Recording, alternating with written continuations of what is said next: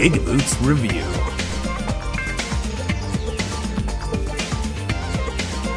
Street Fighter III Third Strike has made its way to the modern generation of consoles in a digitally distributed format dubbed Street Fighter III Third Strike Online Edition. Fight for the future. It features a few new bells and whistles, including, as you may have guessed, an online mode. But is it a solid enough package to justify the $15 price of entry? The first thing you'll notice playing Street Fighter III Third Strike Online Edition, unless you're a twat who plays with the screen stretched out, is all of this bullshit on the sides of the screen.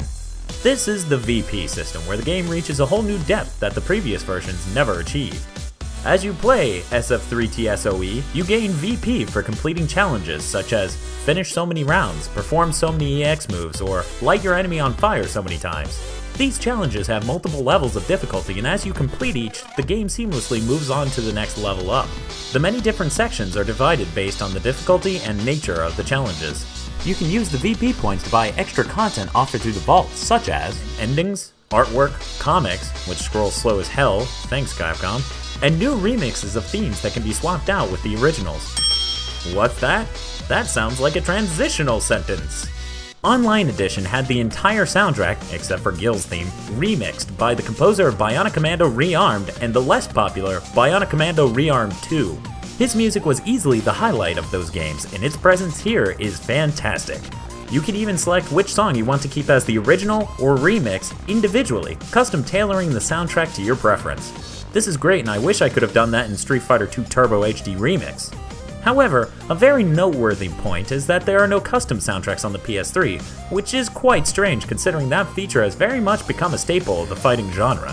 So that means none of this, or this, or this. I'll roll up on you smooth and punch you in the jeans. Yes, I play fighting games to the Lonely Island. It's the soundtrack of Champions. Moving on. The game is a very faithful translation of the original. It has responsive controls, very clean visuals, and various visual modes you can use to fuck up the clean visuals. They even include arcade dip switches so you can change frame timings on parrying. What's that? Parrying in Street Fighter? Look kid, Street Fighter 3 is for real. If you time it just right, you can block any move with a parry and remove the stun frames, allowing you to counter immediately with some super badass move. Or just a Shoryuken. That works too. The timing is intense and hard to figure out when you're new, unless you fuck with them there dip switches. In the original game, you would have had to piss coins at an arcade machine, but this installment has many ways of easing you in. For example, there is a trials mode in which there are character-specific trials and 2 levels of parrying trials. Basic parrying and expert parrying. Though it's likely you'll get your ass handed to you courtesy of these trials long before you could ever hope to complete them all, it's still an easy way to teach you how to parry. Kind of. They don't exactly tell you how to parry. I knew pressing forward parried high, but after the years since I played Third Strike, I forgot how to parry low. Eventually I figured out it was down, but still, these trials really lack a proper preface or a tutorial video to show you what you're supposed to do, and how it looks if you're doing it right. Oh, okay, what the fuck am I supposed to be doing?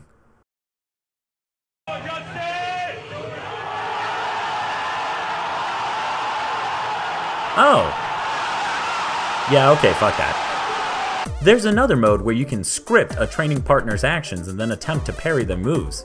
This training mode proves to be a lot more helpful for learning the parrying system than the trials mode. But back in the trials mode, they also have character-specific trials that test your ability to pull off combos. There are only 5 per character, so somewhere around trial 2 or 3 the difficulty curve becomes so steep that it forms a brick wall. Additional frustration comes in the lack of the aforementioned preface or tutorial videos to serve as an example of how these combos would look if properly performed. The online mode features a much lauded middleware called GigaBoots. It's a bit hard to explain how it works, so stick with me. Normally when you play an online game, such as a fighting game or a first-person shooter, the signals you send to the other player's consoles updates them on your actual state in the game, which differs significantly from what their systems usually predict. Thus, a bad connection can skip a lot in a first-person shooter, and players will jump all over the place. In a fighting game, such skips aren't acceptable, so they normally run slower when the connection gets bad. GigaBoots implements a method of predicting the other player's actions like racing games and first-person shooters already do, but it's designed for 2D sprite-based fighting games. Though the results are trumpeted by many as being fantastic, from my personal experience the online is total crap.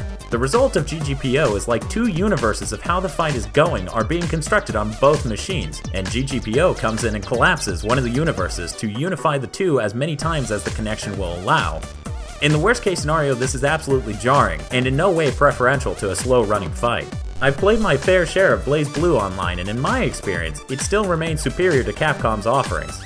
Depending on when you play, where you play from, and what your connection is, that can be different for you, but I tend to ignore online as a feature when Capcom announces it for a fighting game. After GGPO's shock, most people will probably find themselves doing the same.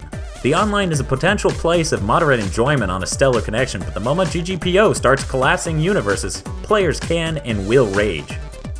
Overall, $15 is a measly price to pay for one of the best fighting games ever and a faithful modern-day port with the engaging VP system, an all-new Trials mode, and all-new soundtrack.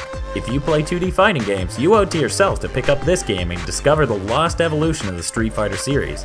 But don't take my word for it, play it yourself! Street Fighter 3 Third Strike Online Edition. Fight for the future. Made by Capcom. Go to GigaBoots.com.